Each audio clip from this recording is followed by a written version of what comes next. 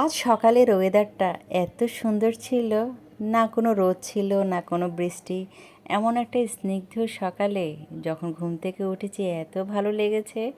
তো সকাল সকাল ঘুম থেকে উঠে প্রতিদিনের মতো তো নাস্তার আয়োজন করতে হয়, কারণ দিনের শুরুটা যদি একটু সুন্দরভাবে না করতে পারি তাহলে দিনটা কেন জানি মনে হয় এলোমেলো যাবে। তো যাই হোক, সকালে সুন্দর একটা ব্রেকফাস্ট করে প্রতিদিনের মতো আমার সংসারের যে সকল কাজকর্মগুলো করে থাকি সেগুলো সুন্দর করে গুছিয়ে পরিপাটি করে আমার ঘরটাকে গুছিয়ে নিয়েছি। আর একটা পরিপাটি ঘর তো প্রতিটা গৃহিণীরই কাম্য, তাই না? দিন শেষে যখন এই ঘরে তো আপনার আশ্রয়স্থল, আর এই ঘরটা যখন সুন্দর করে সাজিয়েছি এত ভালো লেগেছে, মাশাল্লাহ। যাই হোক, এখন পুরো ঘরটা পরিপাটি করে রাখার পর আমি চলে গিয়েছি আমার রান্নাঘরে, কারণ আমার ঘরে গেস্ট আসবে।